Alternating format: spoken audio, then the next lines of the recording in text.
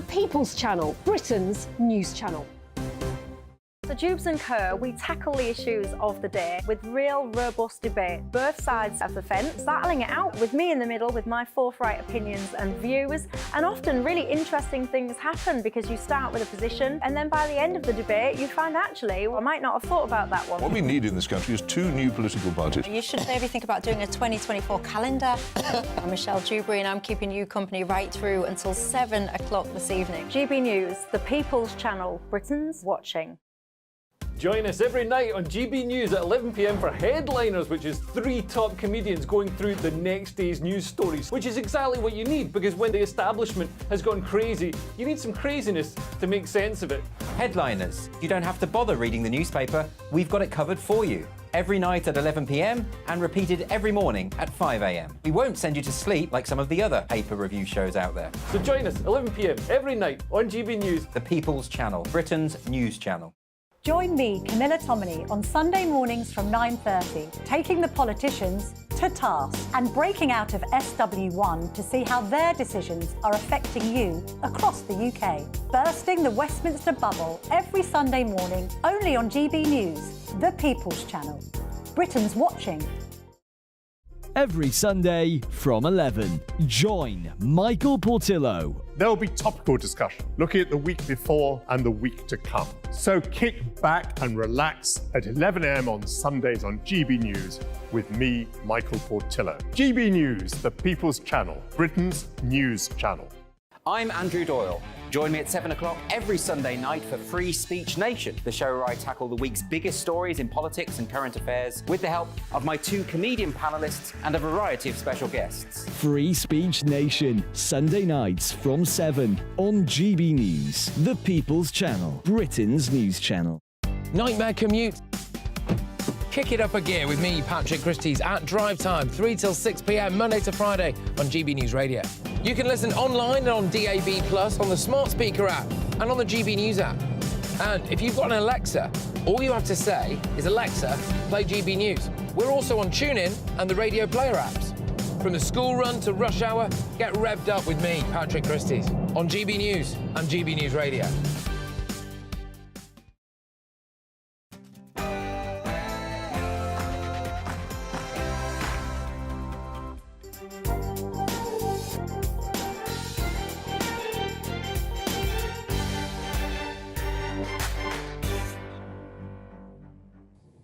Good morning, I'm Christopher Hope and welcome to the Camilla Tominey Show. I'm presenting while Camilla is away. It's been a huge and devastating week in the Middle East and we'll be reflecting that in the show today. I'll be joined by both the Foreign Secretary, James Cleverly, and the Shadow Foreign Secretary, Labour's David Lammy, to discuss what they think the UK's response should be to the war. Now, as Israel's army prepares for a ground invasion of Gaza, I'll be speaking to a representative of the Israeli Defence Force, Lieutenant Colonel Peter Lerner. Israel's ambassador to the UK, Zippy Hotoveli, will also be here, joining me in the GB News studio. And after the Metropolitan Police recorded a big increase in anti-Semitic hate crimes this week following the violence in the Middle East, I'll be speaking to the British government's advisor on anti-Semitism, Lord Mann, John Mann, a former Labour MP and now crossbench peer. Now let's have a look at what's been happening in today's papers. And joining me now is John Sargent, the former BBC and ITN political correspondent. John, morning. Good morning. It's a difficult day for the papers because the news is so... Upset me. Summarise what's in all the papers about this incredibly important story. You can't underestimate the importance of it, nor can you really give any real flavour to the coverage, except I'll go through it and do my best. Sunday Times. Israel poised for Gaza invasion, evacuation chaos. Sunday Telegraph. Israel set to hit Hamas from land, sea and air. And also on the front page of the Telegraph, an important story, the BBC's embroiled in a row over allegations that BBC Arabic reporters appear to justify killing of civilians by Hamas terrorists. So we'll come back to that. Yeah. But you've also got the Mail on Sunday concentrating on the big pro-Palestinian march in London. And their heading, which is "You Ghouls," refers to pictures on the backs of 2 women protesters, and these are pictures of paragliders. Yeah. And they say the protesters brazenly revel in the massacre of dozens of young Israelis by paragliding Hamas terrorists. Okay, It also adds, why didn't the police stop them? Just quickly on this, Sunday Express talks about the Labour leader Jeremy Corbyn being on that march. They also talk about Rishi Sunak's position, PM, we stand by Israel always. But there's plenty of talk in the papers about the dangers ahead. And the Mirror particularly talks about the way that civilians in Gaza are escaping, how difficult it is for them. They call it the escape to hell. So you can cover some of those. Well, let's try and break that down. A great overview there, John. I mean, at the Sunday Times, let's start with Israel poised for Gaza invasion. That's what is happening today in the next few days. That's it. And there's some doubt about when. Obviously, nobody knows that.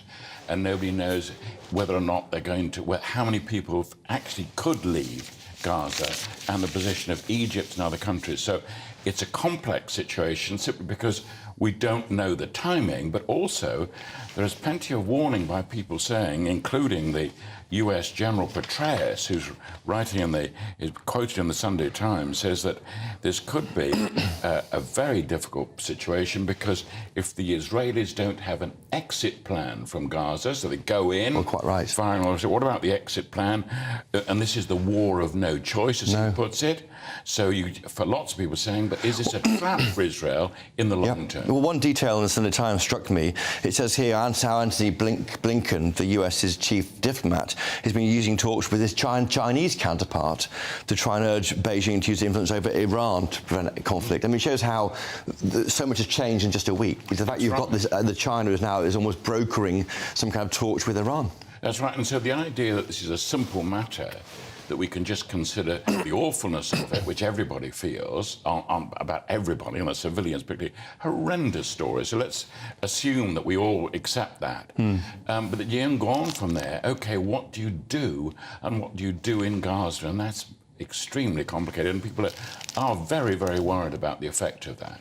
Just moving on now and to the humanitarian consequences in Gaza, which the Sunday Mirror talk about there. Escape to hell. I mean, you've got this warning from this morning from on Twitter from the Israeli Defence Force saying, asking people to move between 10 a.m. and 1 p.m. Here's a window to move south, but it is getting very, very tense there. That's right. So the problem, I mean, what makes it so difficult on the Israeli side is that if they don't act quickly, then there's a whole question of you're raising the whole thing, and it's their sort of predominant. It gives the impression it's a premeditated war on Gaza. And to then say, look, we're reacting because of the terrorist action makes it harder as each day goes past. So they want to hurry, but can they hurry? And if they do hurry, what will the effect be if they get bogged down? So that's why the talk of the trap is so relevant. Yeah, there's been talk already, I think, from the former head of MI6, Alex Younger, saying, this is what Hamas want Israel to do, to try and risk getting bogged down in what will be a really, really difficult war. That's right. And quite what happens next. Well, if you look, turning to the UK here, the Mail Sunday focusing on the marching in London yesterday, you ghouls on page one there. As you say there's pictures of the Hamas terrorists on their paragliders on the back of two of the marchers there. How did you feel seeing that in the streets of London? I mean, it was obviously they're marching in the pro-Palestine march, not a pro-Hamas march, and that's the important difference to make. Yes, I mean, this is the whole difficulty about treating the whole issue as sort of on the one hand this, on the one hand that, because you think, well, is there going to be a pro-Israeli demonstration? And what form would that take, and when would it take? So, of course, it isn't that. You've got to deal with the fact that lots of people in London who are Palestinian want to show they're Palestinian. Lots of Jews in London want to show they're Jewish. But the worry on the Jewish side is that if there are pro-Israeli demonstrations, you're whipping up anti-Semitism. So you've got a completely different factor at play here.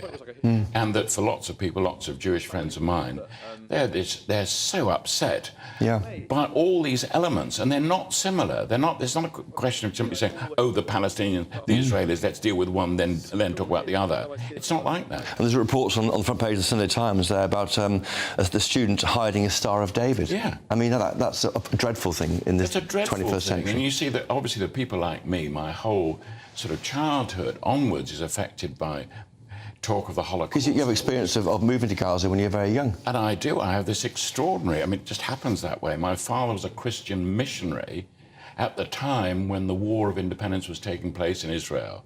So as a very young child with my brother and sister, we were evacuated, where to? Gaza, and we went from Gaza to Egypt, and we didn't know whether we were going to the Northern Hemisphere or the Southern Hemisphere. We came by boat to Britain. Exactly, and you've experienced reporting out there, I think, yourself. I've been a reporter out there. I've been a reporter in northern Israel when Israel invaded Lebanon for the first time.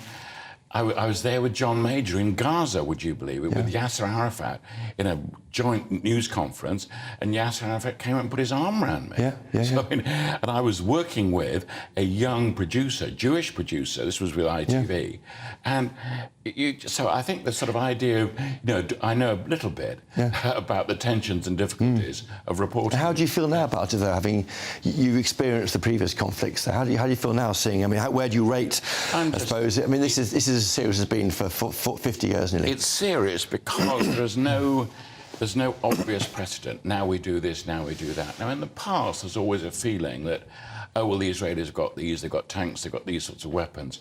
But this is particularly difficult. And once you get hostages involved, and once you've dealt with hostages in the past, as in Israel, everyone has a memory of, isn't it awful, the hostages, what's going to happen if you allow them to be killed? Now, the other thing, of course, if it's a terrorist, if it's a hostage-taking action involving the police, they always say, keep calm, keep in touch with people who are holding them, let time develop. And keep on sending them food, doing all sorts of things. And those hostage situations are amazingly sort of small in number. But this is on an entirely different scale. There's some reports, of course, yesterday of some hostages dying already. They claim, Hamas claim, I think, under shelling. It's very difficult to imagine they won't die. Lots of them will be killed. If not all of them may be killed. You mentioned your time there as a BBC reporter. I'm fascinated about this debate the past week about how to describe Hamas.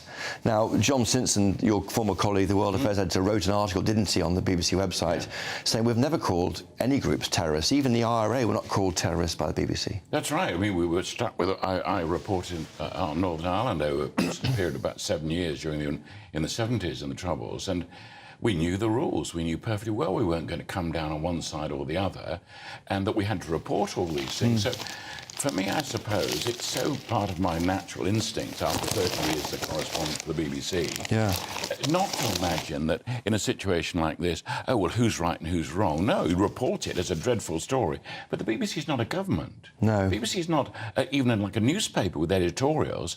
And what if the headline was, BBC decides, after all, to support Israel? It wouldn't say that, would it? It wouldn't say support Israel. If you imagine that was the sort of the mood of the headline, you think, gosh, what's happening there? So if people can understand what the BBC is trying to do, maybe they'll be more sympathetic. It's an extremely difficult operation for the BBC, involving considerable danger and people making these decisions at terrific speed.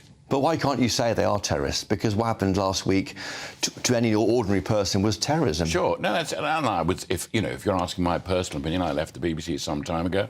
So what do you think about this? Terrorism. Yeah, that's quite simple. So why not call them terrorism? But I'm not. I'm speaking as an individual or speaking as a government.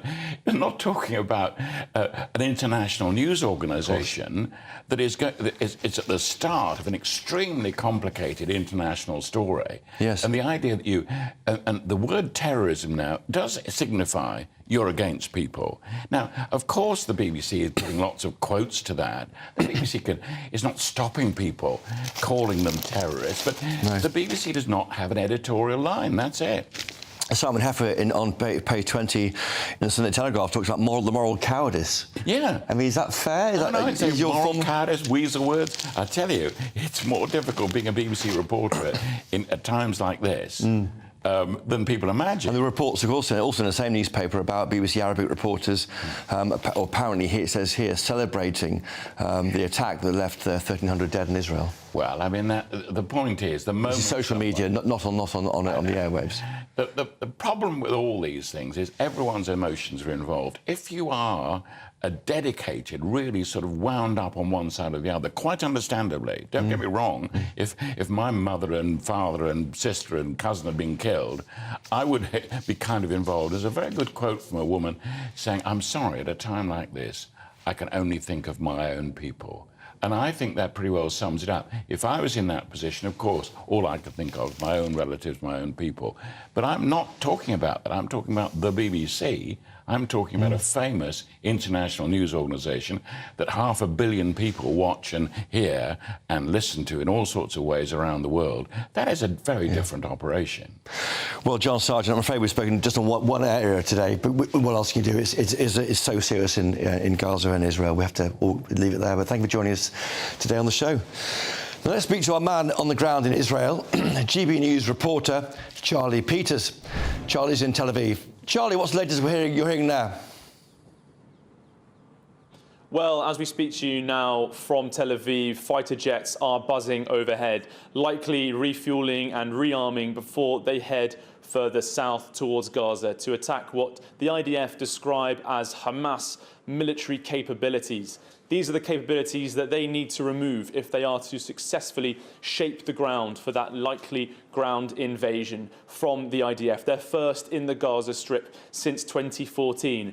And as they prepare for that movement, there is further shaping going on by the military, insofar as they are asking or ordering civilians to flee North Gaza. 1.1 million were told via UN liaison officers 2 mornings ago that they had to get out of the region as it becomes a battle zone for the IDF. And it's not clear how many have successfully made that trip, because since then the IDF has extended humanitarian safe corridors for several hours. This current one expires in 1 hour as they seek to bring more people south of the Wadi Gaza, a river halfway down the territory, in order to prepare to attack in stages. In the north, they will need to push heavy armour into that location, followed up by infantry, in order to destroy Hamas personnel and indeed defence systems on the ground. In localised raids conducted 2 nights ago, the IDF destroyed anti-tank munitions and units gathering on the border of the Gaza Strip with Israeli territory to start softening up those targets. But it needs the civilians to remove themselves from that location now, because it needs to use more severe munitions to prepare for the ground invasion. If you think of Gaza as a place of 2 layers, on the top, that's where the civilians live. All those people in the most densely populated parts of the world, living in those high-rise residential areas. But there is another layer, the subterranean layer, where the Hamas terrorists maintain their capabilities underground with hundreds of kilometres of tunnels for them to shelter and keep rockets and ammunition.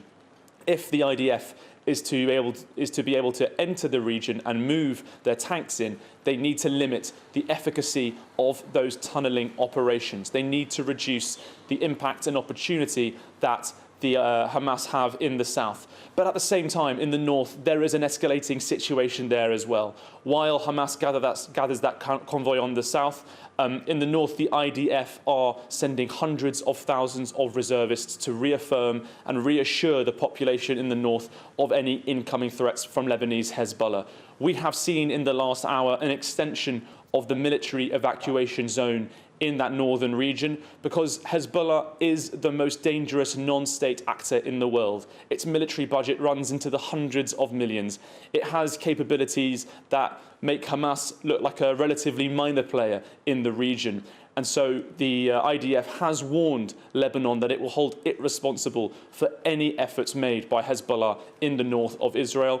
And we have seen skirmishing going on since the start of this war. And this morning, people were confirmed dead and 3 wounded in northern Israel after rocket attacks from Hezbollah. And this comes last night after the head of the Hamas political leadership met with Iran's foreign minister as fears grow that Iranian proxies will seek to destabilise the region further and capitalise on a breaking and creaking Israel as it tries to fight a war on several fronts. Charlie Peters there. Charlie, thank you. Now, just a minute, I'll be talking to the Foreign Secretary, James Cleverly, but John Sargent is still with me. John, what's your view on this? I mean, of course, if Israel do invade, how long can the UK keep supporting Israel? Well, that's the problem, because in a way, and this is a problem for James Cleverly, are you handing over British foreign policy to the Israelis who will support you whatever happens? And of course, you're not doing that, because that would be impossible for a British government to do that. So that's the question I would ask him. What do you do when things get really rough, if they do? John Sargent, thank you. And James Cleverly joins me now. James, you may have heard the question there from John Sargent. What do you do, James Cleverly, when it gets very difficult out there in Israel? How will you cope with that? Well, sadly, the situation is already very difficult. We have seen an unprecedented terrorist attack against Israel.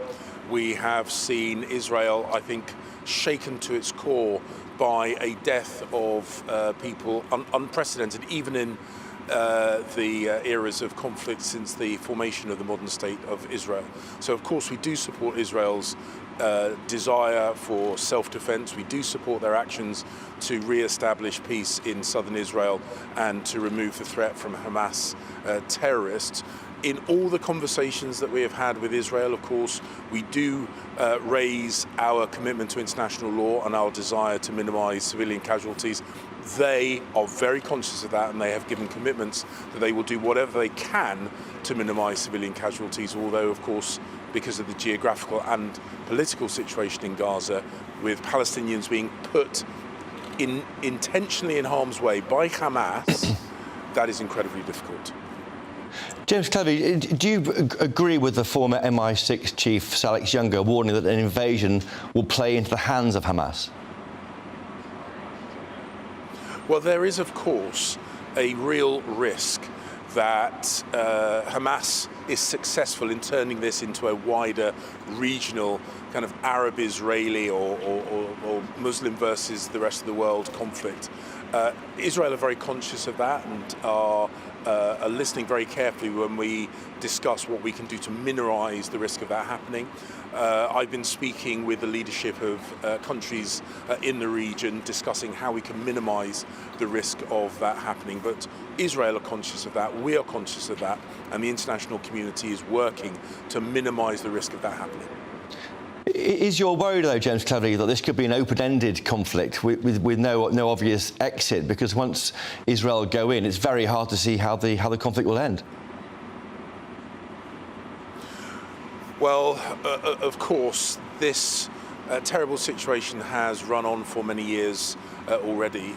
Israel left Gaza in 2005. Gaza has been run by Hamas since 2006, and Israel have come under a consistent attack from Hamas emanating from Gaza since that time.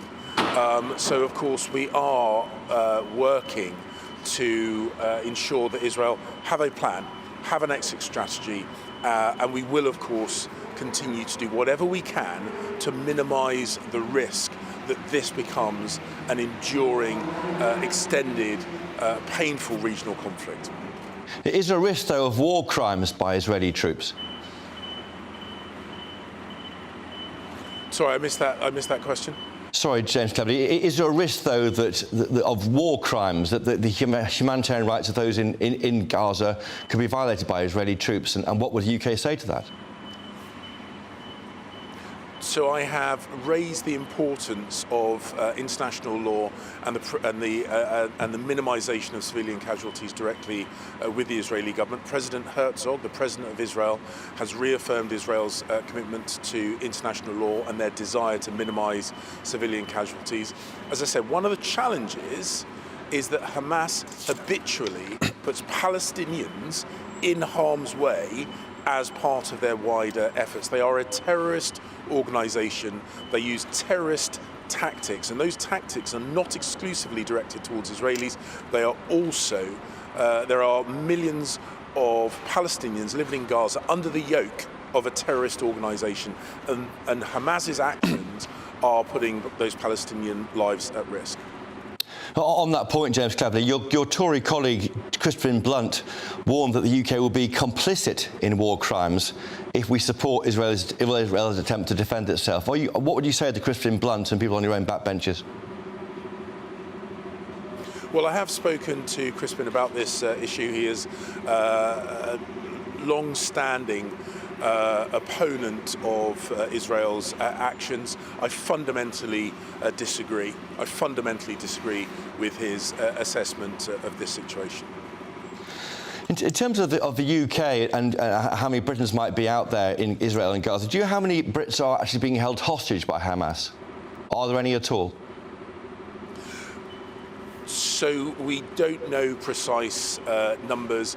The nature of Israel as a state, particularly as a haven for Jewish communities around the world, means there are a very large number of dual nationals, of British dual nationals, but who regard themselves as Israeli, regard Israel as their permanent home, indeed may even be serving the Israeli Defence Forces. So the precise numbers, excuse me, so the precise numbers of British people, British nationals that we need to support is unclear. We know that in Gaza there are numbers in the low hundreds of people who have registered with the British government seeking our support, and we will of course support them in whatever way we can, and we will continue to support British nationals who are in Israel who are seeking to return back to the UK. You've got flights laid on, haven't you, for those in Israel? How are you dealing with Brits in Gaza? Are you helping them to find a way out, maybe to the south? So we have been liaising very, very closely with the Israeli government, with the Egyptian government, and we know that there have been talks to try and reopen the Rafah crossing. Now, that is the border crossing between southern Gaza and Egypt. At the moment, that is the only credible exit route from people from Gaza. We will continue to work to try and get that crossing reopened, although at the moment it is not open, and that is, of course, making humanitarian and consular support into Gaza incredibly difficult. Yeah. The UK has deployed military assets to the Eastern Mediterranean, James Cleverly. Why is that? Will the RAF be doing any airlifts, for example, or why are we out there with our military hardware? Well, we are keeping our options open with regard to how we support British nationals in the region. So this is to give us as many options in terms of consular support as possible. We're also trying to deter this becoming a wider regional conflict. So we are saying for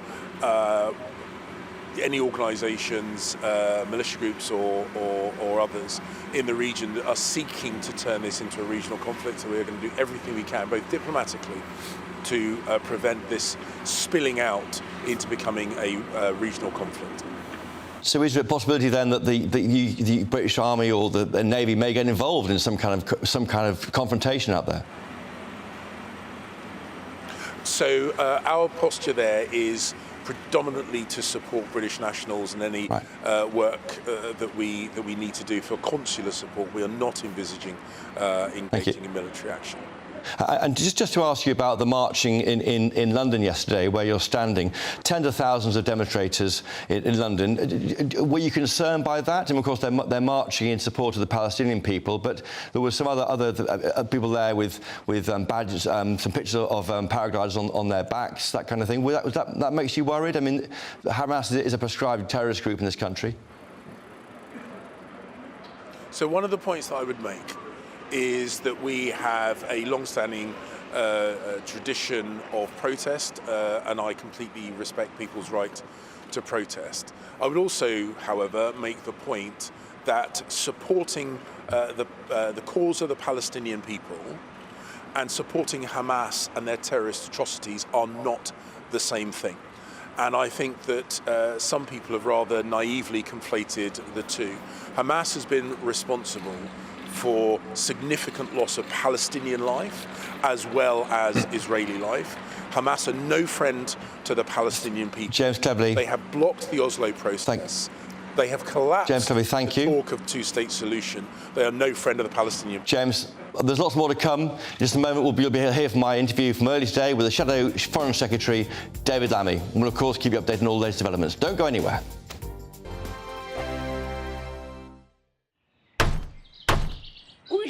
we're here for the show. More energy this time! Welcome to the Dinosaur Hour. I was married to a therapist. And you survived? I thought we were getting Hugh Laurie. Second best. You interviewed Saddam Hussein. What's that like? I was terrified. I'm playing strip poker with these three. Oh! No, thank you. My CDs need to be put in alphabetical order. Are you going to be problematic again? The Dinosaur Hour. Sunday, the 29th of October at 9 on GB News. What you get for breakfast is something that, if we do our jobs right, you will wake up to news that you didn't know the night before. It's a conversation. It's not just me and Eamon. We want to get to know you, and we want you to get to know us. From 6, it's Breakfast with Eamon and Isabel. Monday to Thursdays on GB News. Britain's news channel.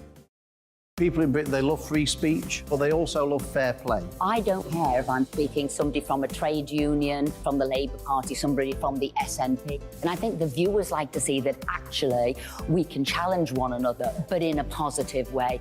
We think we ask the questions that people want to ask, and often we ask the questions that we wanted to ask in Parliament but never got the chance to ask. So join us every Saturday, 10 a.m. till noon on GB News, Britain's news channel. Nightmare commute. Kick it up a gear with me, Patrick Christie's at Drive Time, 3 till 6 p.m, Monday to Friday on GB News Radio. You can listen online and on DAB+, on the smart speaker app and on the GB News app. And if you've got an Alexa, all you have to say is, Alexa, play GB News. We're also on TuneIn and the Radio Player apps.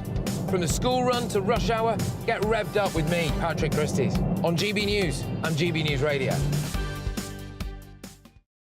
Westminster is going around in ever-decreasing circles, followed by the media. Britain is broken.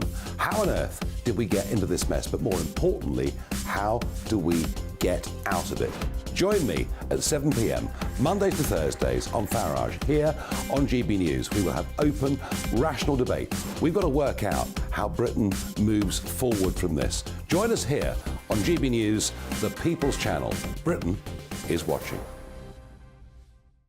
Join me, Andrew Pearce and Bev Turner, Monday to Thursday, 9:30 a.m. Who benefits from that? Not the British public. And on Fridays, join us, Tom Harwood And Ellie Costello from Britain's Newsroom. That's what you get with this show. That's fantastic.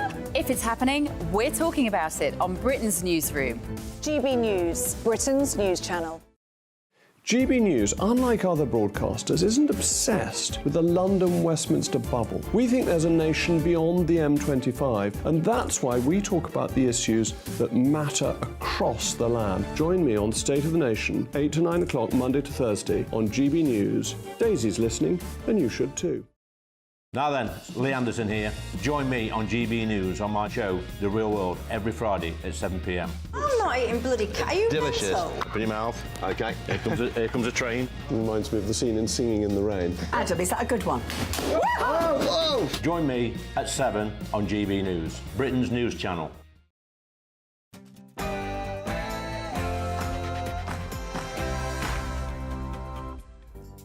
Hello, lots more to come this hour. In just 1 minute, you'll be able to hear from my interview with Shadow Foreign Secretary David Lammy. I'll also be joined by Israel's ambassador to the UK, Zippy Hotovelli. But first, let's get the news with Elizabeth Callaghan.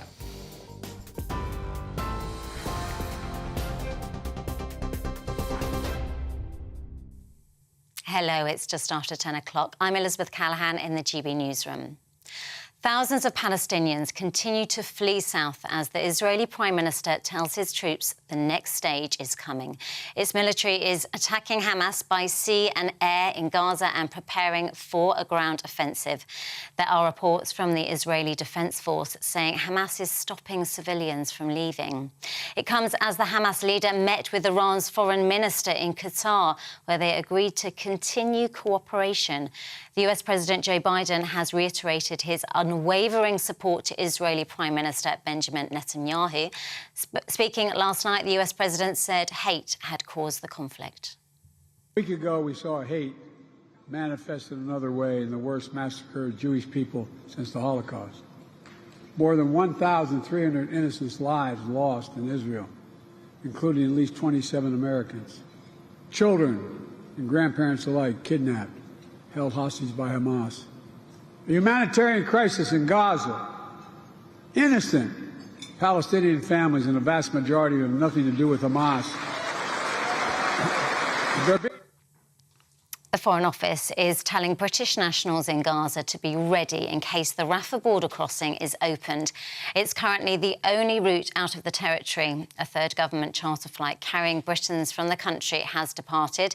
Prime Minister Rishi Sunak has vowed to always stand with Israel. On to some entertainment news now, and Madonna has kicked off her delayed celebration tour in London following a serious health scare. The 65-year-old had to postpone the start date from July after she was admitted to intensive care with a near-fatal bacteria infection. She told the audience she didn't think she was going to make it and credited her children with helping her to recover. The singer also urged her fans to unite as she expressed her sadness over the Israel-Hamas conflict. It breaks my heart to see children suffering, teenagers suffering, elderly people suffering. All of it is heartbreaking. You feel helpless, right? What can we do? There's a lot we can do. First and foremost, we can say, I can make a difference because I individually can bring light to the world. With my actions, with my words, each and every day. Well, that's all my news for now. This is GB News across the UK, on TV, in your car, on digital radio, and on your smart speaker by saying play GB News. Now, it's back to you, Chris.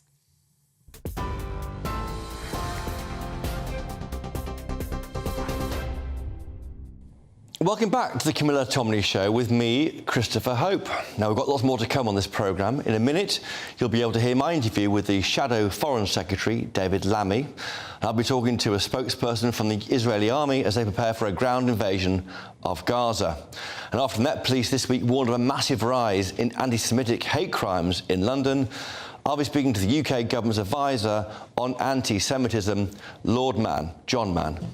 I'll also be joined by the Israelis' ambassador to the UK, Zippy Hotavelli. And I'll be speaking to Richard Kemp, the retired British Army officer who's been spending time with Israeli troops this week on the border with Gaza. Now, earlier, I spoke to the Shadow Foreign Secretary, Labour MP David Lammy. I started by asking him whether Labour supports the invasion of Gaza. Look, we said right from the beginning that we support Israel's right to defend itself. They have had the most awful, horrendous terrorist attack. There are still 130 hostages currently in Gaza. Rape, murder, children, women. They have a right to go into Gaza to get those hostages, to degrade the military rockets and equipment that's been used against them, and of course, to take out Hamas, a proscribed terrorist organisation. But do you worry, though, that Israel might risk breaking international law by doing this? Because if the civilian casualties pile up, then what? Keir Starmer has said all along that any operation must be according to international law. And so it's hugely important that civilian casualties are minimised, that humanitarian aid and access is there, that people have access to food, to water, to medicine, and that there are corridors, safe corridors, so that people can pass safely through the country without being bombed. We cannot, as democracies, and Israel is a democracy, step back from the importance of international law at this moment, as hard as it is. How long do you think any war in Gaza might last for, David Lammy? Well, look, I'm not an army general. I haven't got the intelligence available to me, but all of us, of course, are worried particularly about the children, the women, the civilians who could be caught up in conflict, and about the urban warfare that we might be about to witness. So I pray and hope that it doesn't go on for longer than is necessary. Should the UK government be doing more to get British citizens out of Gaza? Well, look, I called earlier in the week to ensure that British citizens were able to get out of both Israel and Gaza. I spoke to the Egyptians yesterday, and I know that they are in discussions about the Rafah crossing, and many Brits are making their way to that crossing so they can exit the country. And I'm pleased, of course, that there are planes now leaving Israel with UK citizens. Do you want to see more UK humanitarian aid going to Gaza? Well, look, the situation in Gaza was already amongst the very worst in the country. This is the third most populated area, densely populated area on the planet. Half of the population are under the age of 14. I have noted that the European Union has tripled its aid to Gaza overnight, and we have called on the government to look again at the support we give to the citizens of Gaza at this time. Is there a number on that, David Lammy, that you want to see it go up to in terms of aid? Well, look, you will recall that this government cut aid substantially, not just to Gaza, but to places like Afghanistan, Sudan. It will be for the government to set that figure within its means, of course. But I think along with the international community, this is a time to be in support of civilians, citizens, and of course humanitarian workers, many of whom are British, going about their work at this time. What do you think James Cleverly, your counterpart, should be doing at the moment? Should he be urging restraint from Israel? Well, look, I do think that over the last 24 hours, we've seen the European Union, we've seen Antony Blinken, we've seen Lloyd Austin, the Defense Secretary in the US, Emmanuel Macron, all understanding and being absolutely clear that we support Israel's rights to defend itself, and we recognize the hard choices that are in front of the Israeli unity government, national government at this moment. Notwithstanding that, the international community is saying that this has got to be within international law, and of course, we have to follow the rules of war. Even in war, there are rules, and they are important rules that came out of the horrors of the Second World War. Do you worry that the violence in Israel and Gaza will take away the focus from the war in Ukraine, David Lammy? Well, look, we have a war in Europe that is ongoing, that is a result of the imperial ambitions of Putin. And now we have war in the Middle East. The bandwidth of the international community is strained at this point in time. War always takes place where diplomacy has failed. But we must support Israel in its attempt to deal with the proscribed terrorist organization Hamas. Yeah. David Lammy, you'll have seen the pictures of the march in London yesterday, tens of thousands of people marching down Whitehall past the BBC. What did you make of that? There were very few arrests, weren't there? Even though Hamas is a proscribed terrorist group in the UK and they were supporting the Palestinians yesterday. What do you take on that march?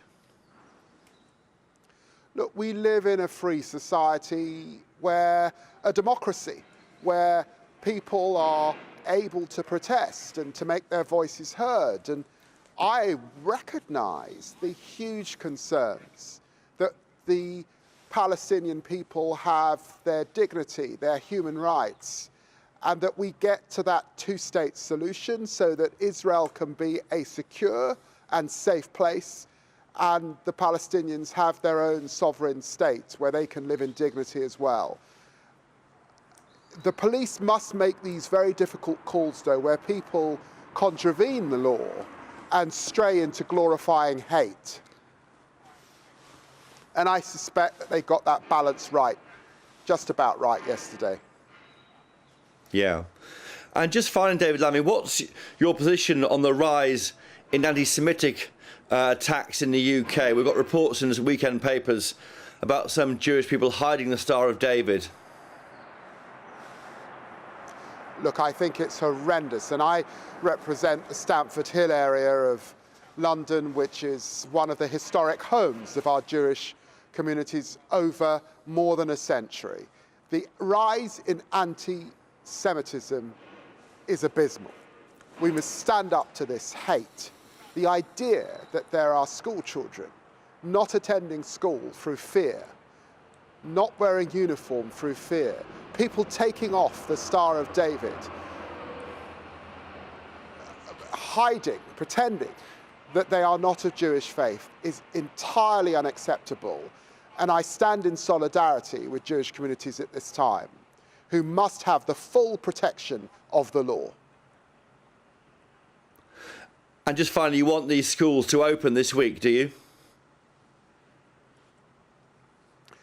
Well, look, the advice of the CST and the Metropolitan Police is that schools can open, that they are there to support Jewish communities. And I want to see all young people right across the country back in school. The Shadow Foreign Secretary Labour MP David Lammy. Now, there's more to come. In just a moment, I'll be speaking to a spokesman for the Israeli Defence Forces. We're back soon.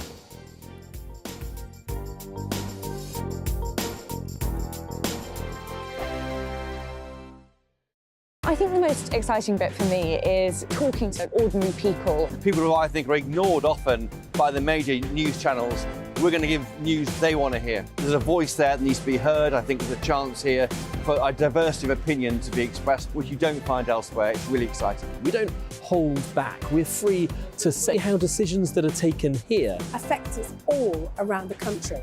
Only on GB News, the People's Channel, Britain's news channel. The Live Desk with me, Mark Longhurst. And me, Pip Thompson. It's here Monday to Friday on GB News. From midday, we'll bring you the news as it breaks, whenever it's happening and wherever it's happening, from across the UK and around the world. Refreshing, feisty, but with a bit of fun too. If it matters to you, we'll have it covered on TV, radio and online. Join the Live Desk on GB News, the People's Channel, Britain's news channel. So Jubes and Kerr, we tackle the issues of the day with real robust debate, both sides of the fence, battling it out with me in the middle with my forthright opinions and views. And often really interesting things happen because you start with a position and then by the end of the debate you find actually, well, I might not have thought about that one. What we need in this country is two new political parties. You should maybe think about doing a 2024 calendar. I'm Michelle Dewberry and I'm keeping you company right through until 7 o'clock this evening. GB News, the People's Channel, Britain's watching. Join us every night on GB News at 11 p.m. for Headliners, which is 3 top comedians going through the next day's news stories, which is exactly what you need, because when the establishment has gone crazy, you need some craziness to make sense of it. Headliners. You don't have to bother reading the newspaper. We've got it covered for you. Every night at 11 p.m. and repeated every morning at 5 a.m. We won't send you to sleep like some of the other paper review shows out there. So join us 11 p.m. every night on GB News. The People's Channel, Britain's news channel. Join me, Camilla Tominey, on Sunday mornings from 9:30, taking the politicians to task and breaking out of SW1 to see how their decisions are affecting you across the UK. Bursting the Westminster bubble every Sunday morning, only on GB News, the People's Channel. Britain's watching. every Sunday from 11. Join Michael Portillo. There will be topical discussion, looking at the week before and the week to come. So kick back and relax at 11 a.m. on Sundays on GB News with me, Michael Portillo. GB News, the People's Channel, Britain's news channel. I'm Andrew Doyle. Join me at 7 o'clock every Sunday night for Free Speech Nation, the show where I tackle the week's biggest stories in politics and current affairs with the help of my 2 comedian panellists and a variety of special guests. Free Speech Nation, Sunday nights from 7 on GB News, the People's Channel, Britain's news channel. Nightmare commute? Kick it up a gear with me, Patrick Christie's, at Drive Time, 3 till 6 p.m, Monday to Friday on GB News Radio. You can listen online and on DAB+, on the smart speaker app, and on the GB News app. And if you've got an Alexa, all you have to say is, Alexa, play GB News. We're also on TuneIn and the Radio Player apps. From the school run to rush hour, get revved up with me, Patrick Christie's, on GB News and GB News Radio.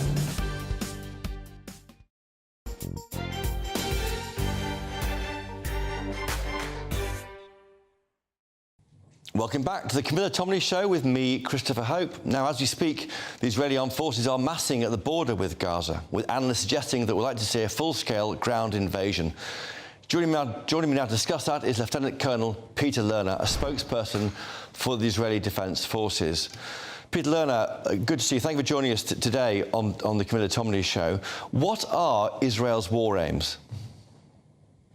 Christopher, thank you. In the aftermath of last week's massacre of Israeli families and the abduction of over 120 people, the government has instructed the IDF to destroy Hamas's capability, to destroy and target its leaders, and make sure that they can never, ever again target and butcher our babies in their beds.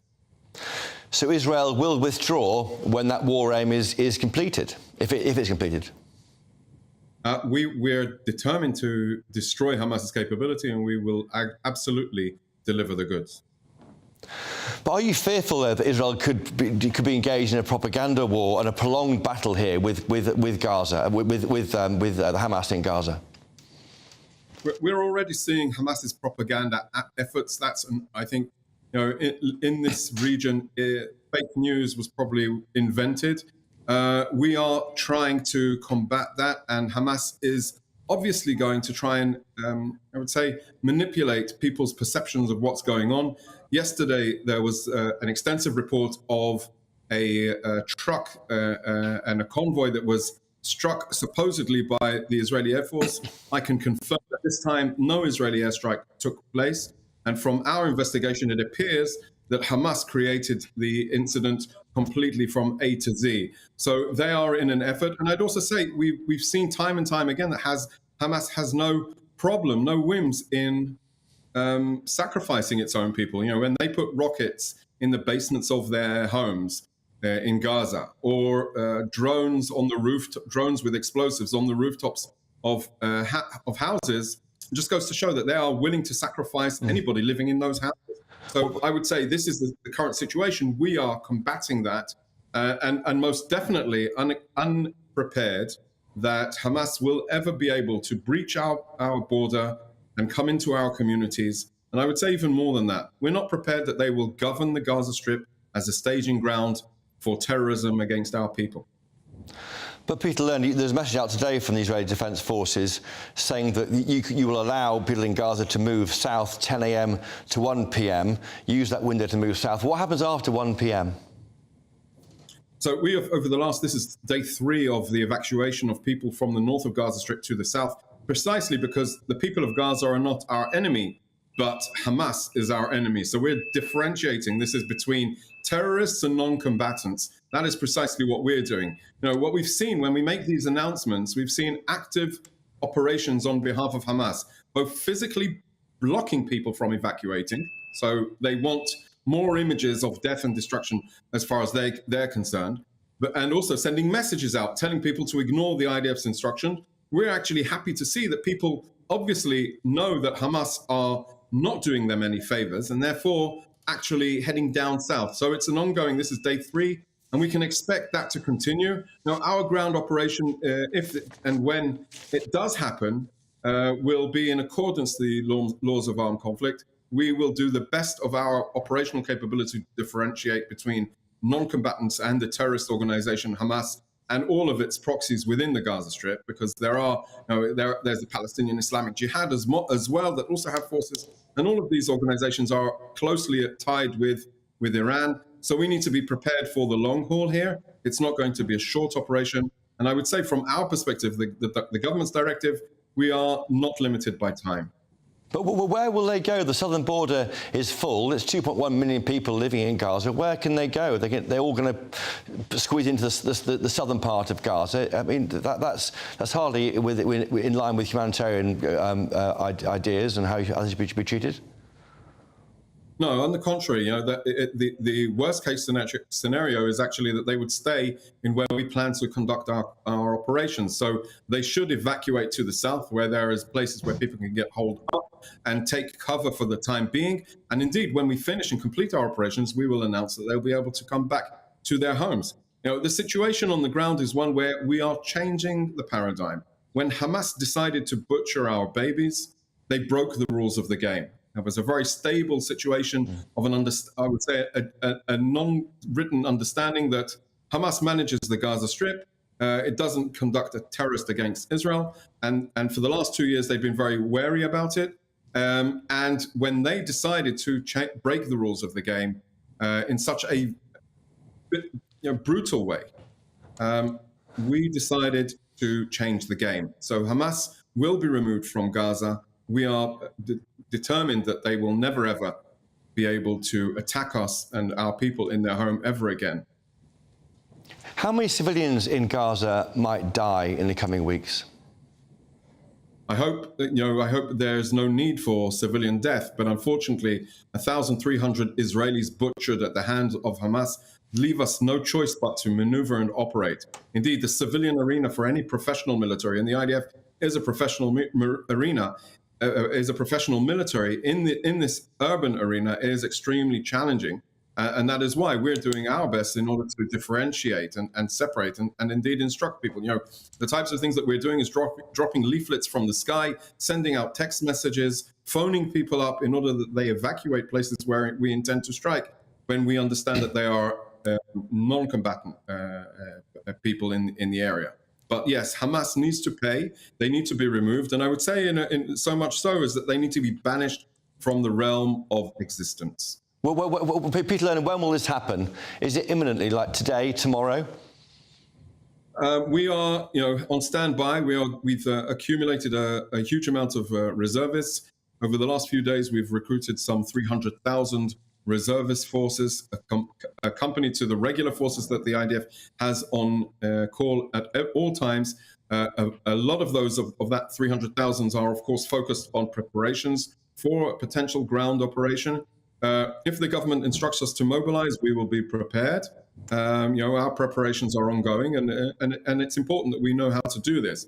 I'd also add, though, that some of those reservists that I pointed out, that 300,000, are also currently on the border and the frontier with Lebanon, because Hezbollah is also testing us as we speak. And I would highly recommend that they actually watch how we are diminishing Hamas's capability to govern in Gaza and hunting down their leaders and terrorists and striking their staging grounds.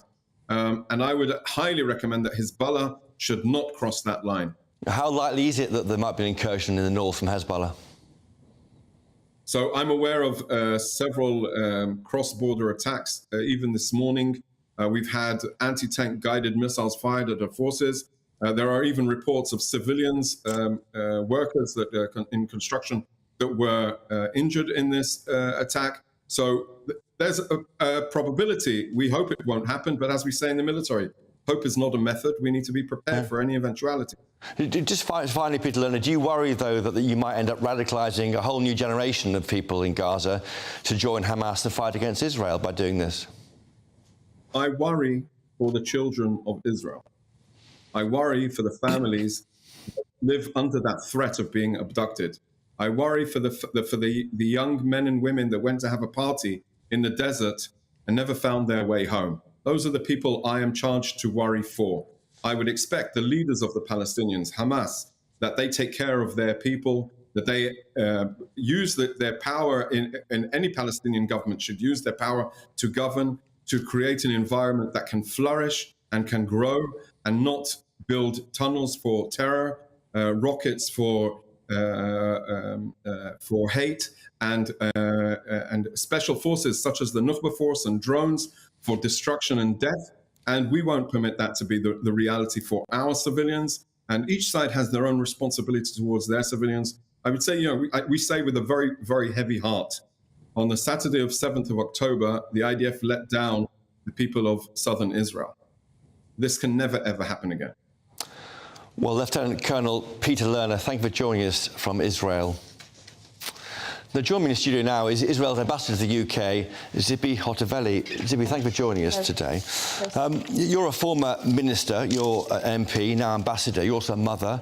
Israel's about to go to war. Many Israeli mothers won't see their children again. How do you feel this morning? Well, I'm actually very feeling my mother feelings. I think every parent, every Israeli parent will never look at its children again after we've seen those parents protecting their children in those shelters when they're hearing those guns of Hamas terrorists. And unfortunately, some of those families were destroyed. Unfortunately, some of those children saw their parents being executed in front of their eyes, and some of those children are still in Gaza. So I can't be not being emotional. This is definitely something that will change Israel forever. Some people compare it to 9/11. I would say, in proportion, when you take the numbers, it's bigger because Israel is such a small population, and 1,300 Israelis that found their death in a massacre. October 7th massacre will be always remembered. But my message to you, as British audience watching that, those people marching in London, supporting those horrors of Hamas, are supporting pure evil. You cannot support pure evil. This is such a simple moral decision to make. Do you support mothers and fathers protecting their children, their innocent babies, or do you support people that kill innocent babies, beheaded them, and rape innocent young women? They were marching for... This is what we're standing here. This is the two routes to go. And if you're a civilized man, and if you support life and you support human rights, you should support Israel at this time. And by and large, the crowds yesterday, there were big numbers. They were marching for Palestinians, not in support of Hamas. There's a difference there, isn't there? So I would say, first of all, the timing, the fact that you're coming after this massacre, you should wave Israeli flags in the streets of London. This is the first thing. But the second thing, if you support the Palestinians, go and protest against Hamas, because as James Cleverly, your Foreign Secretary, said today, any civilian that got killed, either Israeli or Palestinian, it's Hamas' fault. Hamas is the one who's preventing at the moment from all the people that we are trying to keep them safe. They're preventing them to go to a safe shelter when Israel is providing a safe route to the Palestinian people to go down south. So I can tell you this is something that it cannot be justified. The fact they're preventing their own people to be safe, the fact they want their people to be killed in order to show to the world Israel is killing civilians while we are targeting only military targets. Do you want to see a march in the UK for Israel? Absolutely. I mean, we've seen last week when, all your streets were coloured blue and white. Whitehall still has all Israeli flags on your buildings. And this is the time where we've seen 2,000 people marching for Israel and standing for Israel, but I want to see the streets. Not everywhere. The arch above Wembley Stadium was not lit up in the Israeli colours. How does that make you feel? I think, again, the moral decision is so simple. I mean, I think Britain had its great moment fighting the Nazi regime. The atrocities we've seen on Saturday are very much similar to ISIS tactics, but also reminded many Jews the atrocities Jews experienced during the Holocaust. So those kind of things have a very, very simple answer. If you want to support good or you want to support pure evil, do you want to support those horrible, barbaric murderers? You shouldn't. I think everyone should feel identifying with Israel, and also the West is under barbaric attack. We've been in the past. We saw the fight of the West with ISIS. And when people are asking me how much it takes to win this war, I will say when the Americans fought in Mosul, in Iraq, there were over 100,000 civilians that got caught in a crossfire and got killed.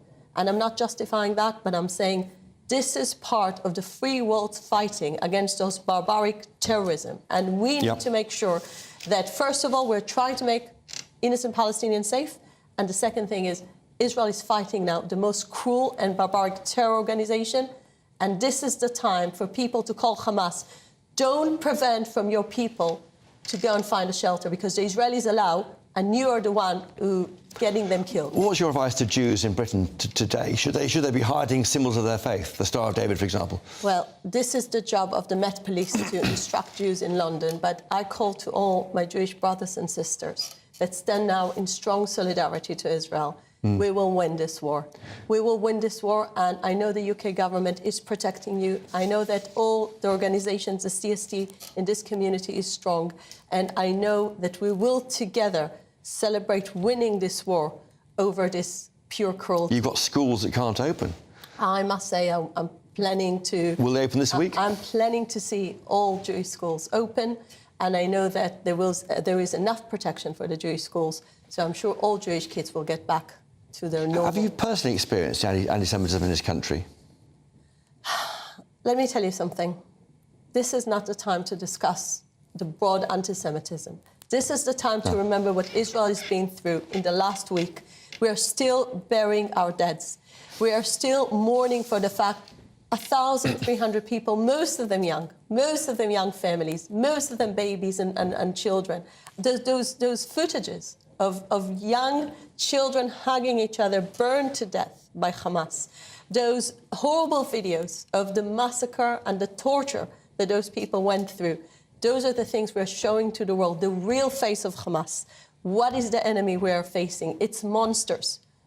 Those are monsters, and monsters should be treated in a way that Hamas will never have the control on the Gaza Strip again after Israel finishes the war. You're a diplomat too. I mean, do you worry, though, that, I mean, it is shocking what happened last weekend in Israel, of course, but if troops go into Gaza in coming days and similar loss of life happens in Gaza, you may lose sympathy. That's a risk for you. We think that at the moment, the sympathy is with Israel. Yeah. The UK government supports Israel, and I want to say how much I appreciate this support, because Prime Minister Sunak said today and last week, he said, we will support you always. We give you a long-run support in order for you to make sure the job is finished. And we cannot do just half the job. You need to listen to this. The main thing now that stands in the head of the Prime Minister and all the people on the ground, including my brothers, are in the front line. The main thing at the moment is the fact that our communities must be protected, that our children will never be in a threat. The terrorists will walk into their bedroom and will kill them when they're asleep and when they're hiding. We cannot afford this type of horror in our streets. And we need to make sure that this threat will permanently be removed. And can violence do that? There must be a political solution to this somehow, mustn't there? Well, there is political solution when the other side is motivated by some type of vision. Hamas vision, and you need to read Hamas charter in order to understand that, is no Jew will live in the land of Israel, that the whole place will be like Islamic State. This is the vision of Hamas. So they want to do ethnic cleansing, and you could see their intentions. If they could, they would have butchered every single Jew in every single city. So this is their intentions, and this is the ideology we're facing. This is ISIS type of ideology. They're not interested in any political solution, and this is why we need to fight. We started out, you said you were a mother. What's your message to mothers in Gaza facing what could be a very, very difficult few days? I'm calling to the mothers of Gaza. Protest against Hamas. Go take your children, because Israel is calling you to be safe and stand against this horrific terror organization that is celebrating the fact he's killing babies. If you're mothers that care, you cannot celebrate killing innocent babies. In terms of the UK, well, there's a big debate here about what the BBC, the national broadcaster, should call Hamas. They're not called terrorists, according to the Ofcom rules. Did you agree with that? This is disgrace, the fact that they don't call it terrorist. What can be more clear terrorism than what Hamas did on Saturday? This is a recognised terror organisation here in the UK, in the US, and this should be the word to use. And I call everyone that is watching the BBC to demand that from the BBC, to call it by its name, because it's terrorism. The BBC would say that was taking sides. They can't do that because they haven't done it in the past with the IRA in this country, for example. Just remembering the role that the BBC took in World War II, visiting the Churchill war rooms, do you think the BBC would have thought that Nazi Germany shouldn't call by their names as the enemy and shouldn't be named by the atrocities they did because they don't want to take side? Are they standing in the side of the Western people that are fighting for freedom? This is terror organization. All Western community, all international community should make sure Hamas won't exist after this war. Well, Zippy Hotivali, the Ambassador of the UK, thank you for joining us today on the show. Thank you. Thank you. Thank you. Now, as the crisis in the Middle East has escalated this week, we've also seen it accompanied by a rise in anti-Semitic attacks in the UK.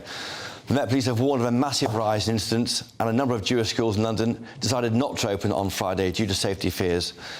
I'm joined now by Lord Mann, John Mann, the government's advisor on anti-Semitism and the former Labour MP.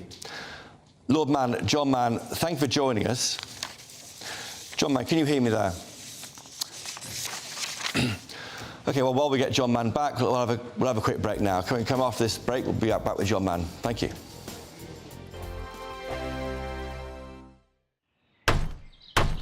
Who is it? We're here for the show. More energy this time! Welcome to the Dinosaur Hour. I was married to a therapist. And you survived? I thought we were getting Hugh Laurie. Second best. You interviewed Saddam Hussein. What's that like? I was terrified. I'm playing strip poker with these three. Oh! No, thank you. My CDs need to be put in alphabetical order. Are you going to be problematic again? The Dinosaur Hour. Sunday, the 29th of October at 9 on GB News. What you get for breakfast is something that, if we do our jobs right, you will wake up to news that you didn't know the night before. It's a conversation. It's not just me and Eamon. We want to get to know you, and we want you to get to know us. From 6, it's Breakfast with Eamon and Isabel. Monday to Thursdays on GB News. Britain's news channel. People in Britain, they love free speech, but they also love fair play. I don't care if I'm speaking somebody from a trade union, from the Labour Party, somebody from the SNP. And I think the viewers like to see that actually we can challenge one another, but in a positive way. We think we ask the questions that people want to ask, and often we ask the questions that we wanted to ask in Parliament but never got the chance to ask. So join us every Saturday, 10 a.m. till noon on GB News, Britain's news channel. Nightmare commute. Kick it up a gear with me, Patrick Christie's at Drive Time, 3 till 6 p.m, Monday to Friday on GB News Radio. You can listen online and on DAB+, on the smart speaker app and on the GB News app. And if you've got an Alexa, all you have to say is, Alexa, play GB News. We're also on TuneIn and the Radio Player apps. From the school run to rush hour, get revved up with me, Patrick Christie's, on GB News and GB News Radio. Westminster is going around in ever-decreasing circles, followed by the media. Britain is broken. How on earth did we get into this mess? But more importantly, how do we get out of it? Join me at 7 p.m, Mondays to Thursdays on Farage, here on GB News. We will have open, rational debate. We've got to work out how Britain moves forward from this. Join us here on GB News, the People's Channel. Britain is watching. Join me, Andrew Pearce and Bev Turner, Monday to Thursday, 9:30 a.m. Who benefits from that? Not the British public. And on Fridays, join us, Tom Harwood And Ellie Costello from Britain's Newsroom. That's what you get with this show. That's fantastic. If it's happening, we're talking about it on Britain's Newsroom. GB News, Britain's news channel. GB News, unlike other broadcasters, isn't obsessed with the London-Westminster bubble. We think there's a nation beyond the M25, and that's why we talk about the issues that matter across the land. Join me on State of the Nation, 8 to 9 o'clock, Monday to Thursday, on GB News. Daisy's listening, and you should too. Now then, Lee Anderson here. Join me on GB News on my show, The Real World, every Friday at 7 p.m. I'm not eating bloody cat. Are you Delicious. mental? Open your mouth. OK, here comes a train. Reminds me of the scene in Singing in the Rain. Adam, is that a good one? Whoa! Join me at 7 on GB News, Britain's news channel. Who is it? We're here for the show. More energy this time! Welcome to the Dinosaur Hour. I was married to a therapist. And you survived? I thought we were getting Hugh Laurie. Second best. You interviewed Saddam Hussein. What's that like? I was terrified. I'm playing strip poker with these three. Ah! No, thank you. My CDs need to be put in alphabetical order. Are you going to be problematic again? The Dinosaur Hour. Sunday, the 29th of October at 9 on GB News. Now then, Lee Anderson here. Join me on GB News on my new show, The Real World, every Friday at 7 p.m, where real people get to meet those in power and hold them to account. Every week, we'll be hearing your views from up and down the country in the real world. Join me at 7 on GB News, Britain's news channel.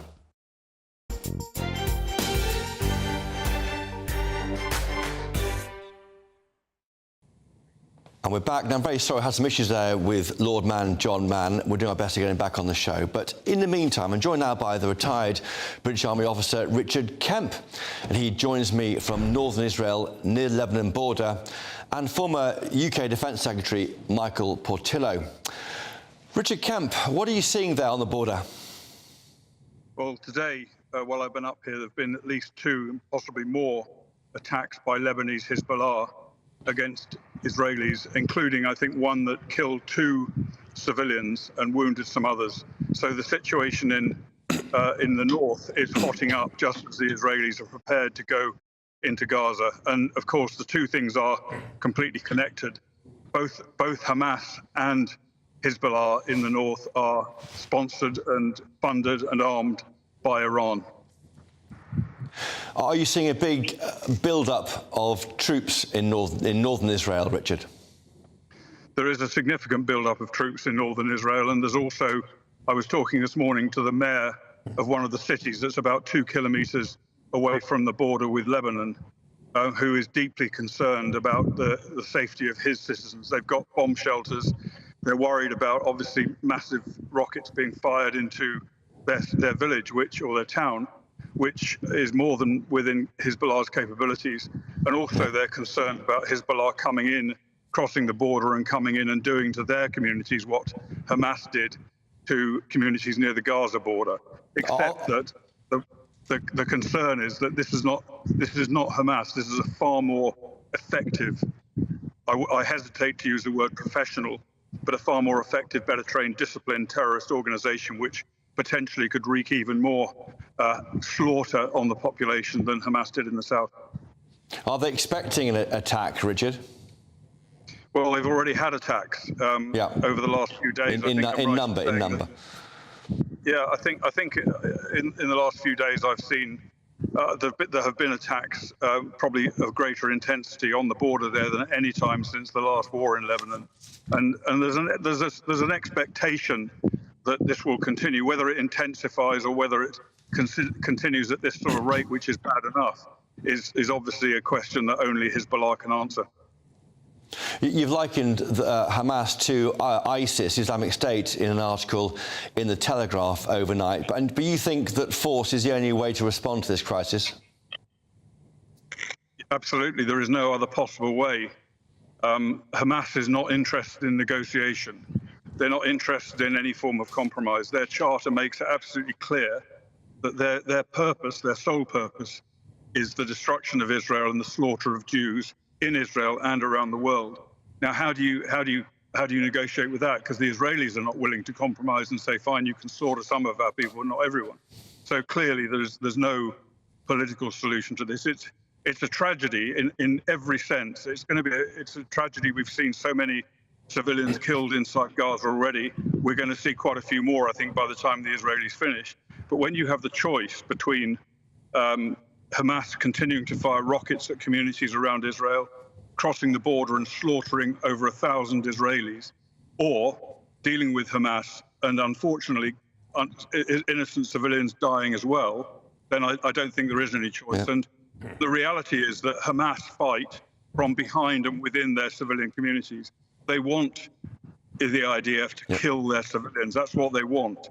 And that's what they, unfortunately, are going to get to a large extent, even though the IDF do, in my experience, do take extraordinary steps to prevent the loss of innocent civilians on the battlefield. Richard, we'll come back to you in 1 second. Michael Portillo, you're a former UK Defence Secretary. Is he right? Is Richard Kemp right there, Michael Portillo, that the answer is for some? There's a risk, of course, a huge risk of civilian deaths and casualties in Gaza.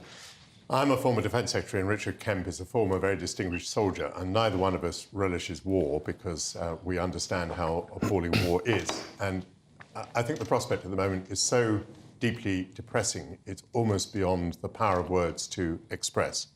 I think Richard Kemp is absolutely right that the Israelis see no alternative, that they have no alternative but to destroy Hamas. But we know that many people are going to be killed in that. There will be civilians killed, there'll be IDF killed, and there'll be Hamas killed. And Richard now opens up the prospect of at least a two-front war with Hezbollah as well in the north. And so one just foresees such a flood, such a tide of death ahead of us, and yet none of us can see any alternative. This is obviously appalling for all the people involved and extremely dangerous for the world. And let us just remember that it's only one of two major wars about which we're very concerned at the moment. That's right. Do you worry about that? I mean, the war in Ukraine is going on, Michael Portillo, right now, of course, but now it's not in the news. We're focusing rightly on Gaza and Israel, but you can in terms of the issue of bandwidth, which was discussed earlier by David Lammy on this programme, do you think there is a problem with bandwidth? Can the West cope with the pressure of these two different conflicts? I think there is such a problem, and I think it existed even before the Hamas attack last Saturday. That is to say that already there were signs of Western fatigue and the possibility of Donald Trump becoming president of the United States again obviously raises the question of how committed the United States will be to Ukraine. And I must say, the Trump position puzzles me very much because it seems to me that those of us who believe in decency and democracy and accountability in an open society, we need to see the right people winning and the wrong people losing. And if Russia were to win in Ukraine, that's very much an example of the wrong person winning. And if terror were to triumph in Israel, that would be another such example. Israel is a very capable military force, and although it will lose many troops and although many civilians will die and many Hamas will die, I suppose we have confidence that Israel will complete the job. In the case of Ukraine, Russia, I suppose we have less confidence, quite honestly, in ourselves that we're ready to complete the job. Richard Kemp, but back to you in northern Israel there. When you speak to members of the Israeli Defence Force, are they intent, they know what they're doing, they're clear on the mission here, they're clear on what's required of them, and they're clear of what's facing them, which could be a severe loss of life? I've spoken to Israeli soldiers and commanders in the north on the border with Lebanon. I've spoken to Israeli soldiers and commanders around the Gaza border in the last few days. And there is a degree of apprehension, as any soldier will be apprehensive when about to set foot into a killing area. And so, they're worried, but what they are also is they're absolutely committed. Every single soldier I spoke to is dedicated to protecting the civilian population inside Israel. Many of them have family members or friends who were slaughtered last weekend. And then there's not, some people have spoken about retribution and vengeance. This is not about retribution and vengeance, and certainly that has not come through from any Israeli soldier I've spoken to. On the contrary, they don't want to go in and do what they've got to do, but they know they have to. They're ready to do so. Yep. And they also recognise, as Michael Portillo said, that there may well be heavy casualties among the Israeli Defence Force as well. Well, Richard, we're looking now at live pictures from Gaza City. There's smoke billowing from a building there. When you spoke to members of the IDF, were they also concerned about the impact on civilians, who, of course, will be the victims in all this? Yeah, absolutely they were. And in particular, the IDF commanders who are directing the air operation and who will be directing the ground operation are extremely concerned. And although it goes against the prevailing narrative in the West, the IDF are absolutely world-renowned for doing everything they possibly can to avoid civilian casualties on the battlefield. Very, very hard when the enemy is using civilians as human shields, but they are very good at it. That nevertheless doesn't mean there won't be more casualties. I think there will be. I think there'll be many more civilian casualties. But I'm very confident myself, from my own experience with the Israelis, that they will do everything they possibly can to avoid that happening. Well, Richard Kemp, thank you. Michael Portillo, back to you in the studio here. You were a Defence Secretary in the 1990s when the IRA were doing their attacks on mainland Britain. Was there a big debate then about what to call the IRA? A terrorist group that we're told that the BBC didn't call them a terrorist group at the time. The biggest debate was at a time when the BBC was giving a voice to those who were speaking on behalf of the IRA, and the Conservative government, of which I was a member, as I recall, legislated to make that illegal. And what the BBC then did was to get around the law by continuing to show the pictures of the people who were speaking on behalf of the IRA and their political parties, but they would voice over with an actor's voice. And I think at that point the government gave up the struggle. So those who were speaking on behalf of republicanism, including violent republicanism, continued to have a voice on the BBC, albeit that an actor would actually pronounce the words. So I don't remember the dispute being about the word terror, but that there was a dispute between the government and the BBC, that I certainly do recall. And I recall, actually, funnily enough, I recall staying in a hotel once, and there was a person who worked for the BBC there, and I said to her, is this debated within the BBC? And I remember she said to me, no, within the BBC, we all agree that we should give a voice to those people who represent the other side. And I said, but that's quite extraordinary. I don't know of any organisation, particularly not one of 90,000 people, where everyone has the same view. Did you find it extraordinary this debate's happening now, or do you? I mean, you've been in the media for a while now. You're on the BBC side in this debate? No, I'm not on the BBC side, and I'm not particularly against them either. They have a long-standing policy, which I think they have applied somewhat erratically, which is not helping their case. And it's also not helping their case that what we saw last weekend was so horrific. How could you describe it as anything other than terrorism? But the BBC is in it for the long term and is trying to sustain some sort of position in journalism. Now, I'm going to ask you, what's in your show coming up after the hour? Well, inevitably, we will have a couple of items on this. We're going to be talking to a survivor of the appalling attack on the rave. And we're going to be talking about the golden age of British classical music in the 1920s and 30s with the biography of a composer called Sir Arthur Bliss. And I'm going to have a man in the studio called Henry Conway who's going to introduce me to the life of parties, the high life and the A-list. Well, Michael Portillo, thank you, and we'll look forward to watching that later on. Thank you very much. Well, Tom Harwood's in for Camilla next week at 9:30 a.m. And up next, as you just heard, it's Michael Portillo. Who is it? We're here for the show. More energy this time! Welcome to the Dinosaur Hour. I was married to a therapist. And you survived? I thought we were getting Hugh Laurie. Second best. You interviewed Saddam Hussein. What's that like? I was terrified. I'm playing strip poker with these three. Ah! No, thank you. My CDs need to be put in alphabetical order. Are you going to be problematic again? The Dinosaur Hour. Sunday, the 29th of October at 9 on GB News. Now then, Lee Anderson here. Join me on GB News on my new show, The Real World, every Friday at 7 p.m, where real people get to meet those in power and hold them to account. Every week, we'll be hearing your views from up and down the country in the real world. Join me at 7 on GB News, Britain's news channel. Hello there, I'm Jonathan Vautry here with your GB News weather forecast provided by the Met Office. It's a rather chilly start to the day for many of us, but there is a decent amount of sunshine. That is thanks to this area of high pressure that is situated across the UK. But do notice there are some features moving across the top end of that high pressure system, so some showery outbreaks of rain from northern Scotland will be a cloudier day here. Might see some of those showers pushing slightly further southwards into other coastal districts, but a lot of Northern Ireland, England and Wales will be dry with a decent amount of sunshine. Temperatures struggling though, not seeing much higher than 9 to 12 degrees Celsius for many of us, so rather cold if you are stepping outside. The fine conditions will continue into this evening and overnight, though the showers across northern Scotland will ease back more towards the coastal districts, and all of inland areas will stay dry. Isolated mist and fog patches forming overnight, and temperatures again will be dropping off. A pretty chilly one for most of us. Rural frost certainly possible once again across central southern Scotland and into northern England.